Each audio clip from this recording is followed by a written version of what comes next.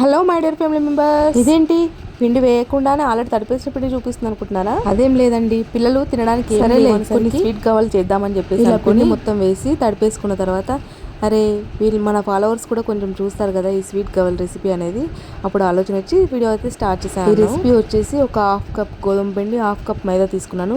So పిల్లలు తింటారు కాబట్టి మొత్తం మైదా వేసుకున్నా కూడా వాళ్ళకి అరగదు కదా, సో అందుకని హాఫ్ కప్ మైదా, హాఫ్ కప్ గోధుమ పిండి తీసుకొని కొంచెం సాల్ట్ వేసుకొని కొంచెం నెయ్యి వేసుకొని కలిపేసుకున్నాను. ఇలా సాఫ్ట్గా కలుపుకొని ముద్దలాగా చేసుకొని పక్కన పెట్టేసుకోవాలి ఒక 15 నిమిషాలు. ఇది వచ్చేసి గవ్వల పీట, అందరికి తెలిసే ఉంటుంది.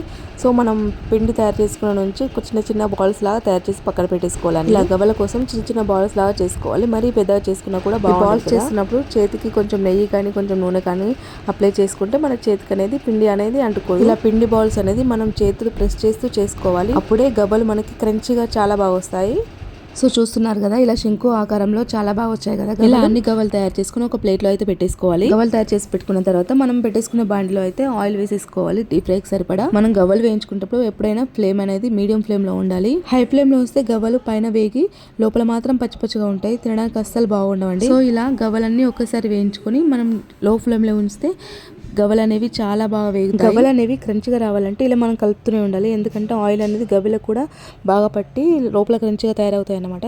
సో చూస్తున్నారు కదా, ఇలా అయితే బ్రౌన్ కలర్ లో వచ్చేంతవరకు కలుపుతూనే ఉండాలి. సో చూసారు కదా గవ్వలు అనేవి ఎంత బాగా వచ్చాయో కలర్ కూడా. ఇలా గవ్వలన్నీ బాగా వేగిన తర్వాత అన్ని తీసుకొని ఒక బౌల్ అయితే వేసేసుకోవాలి. అండ్ ఇంకొకటి, మనం ఏదైనా డీప్ ఫ్రై ఐటమ్స్ చేస్తే అవి తీసిన తర్వాత గంట ఇలా సైడ్ కి పట్టుకుంటే ఆయిల్ అనేది మొత్తం కిందికి పడిపోతుంది. సో ఇలా మనం ముట్టుకుంటే మనకు గట్టిగా ఉండాలి గవ్వ అయితే, అప్పుడే గవ్వలు మనకు పర్ఫెక్ట్ గా తయారయ్యాయి. చూస్తున్నారు కదా, మనం ఇలా అంటే ఎలా స్మాష్ అవుతుందో. ఇలా గవ్వ అనేది చిదిమితే మనకు పౌడర్ లాగా వచ్చేసేయాలి, అప్పుడు మనకు గవ్వ కరెక్ట్ గా ఉన్నట్టు అనమాట. సో చూస్తున్నారు కదా, మిగిలినవి కూడా ఒకసారి వేసేసుకొని కలుపుకుంటున్నాను అండ్ డీప్ ఫ్రై చేసుకొని పక్క పెట్టేసుకున్నాను. సో ఒక సైడ్ గవ్వలు వేయించుకున్నాను, ఇంకో సైడ్ ఆ లోపు మనం అయితే బెల్లం పాకం తయారు చేసేసుకుందాము. నేను బెల్లం పాకంలో నువ్వులు వేసాను, ఎందుకంటే గవ్వలో వేస్తే కూడా మనకి ఆయిల్ కి పట్టుకుంటుంది, కాకపోతే పాకంలో వేస్తే అంటే మనకు గవ్వల పైన తేలుతూ చాలా క్రంచిగా వస్తాయి. ఇంకా సో చూస్తున్నారు కదా, ఇప్పుడైతే బెల్లం పాకం అనేది మనం కొంచెం మీడియంగా పాకం పట్టుకుంటేనే బాగుంటుంది. మరి ముదురు పాకం లేత పాకం అయితే కూడా అసలు బాగుండదు. లేత పాకం అయితే కొంచెం సాఫ్ట్గా వస్తుంది, ముదురు పాకం తీసుకుంటే మనకు గవ్వలు గట్టిగా వస్తాయి.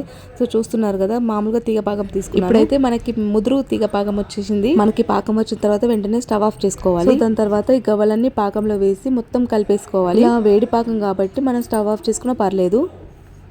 పిల్లల్లో కూడా కొందరు స్వీట్ ఇష్టపడతారు, కొందరు హాట్ ఇష్టపడతారు. సో అలాంటప్పుడు మనం కొంచెం ఓపిక చేసుకొని ఒక సైడ్ బెల్లం పాకం పెట్టేసుకొని దానిలో మనం అయిన తర్వాత గవ్వలు వేసుకుంటే స్వీట్ గవ్వలు అయిపోతాయి కదా.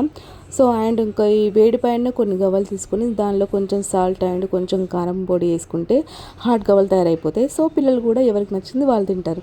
అండ్ స్టోరేజ్ కూడా మనం చేసుకోవచ్చు, ఎందుకంటే చాలా రోజులు. సో ఇలా గవ్వలకి మొత్తం పాకం పట్టేదాకా మొత్తం కలిపేసుకోవాలి, అప్పుడే మన పాకం అనేది గవ్వలకి కూడా లోపల ఇంకుతుంది. సో చూస్తున్నారు కదా, గవ్వలు అయితే నిజంగా స్వీట్ చాలా బాగా వచ్చిందండి.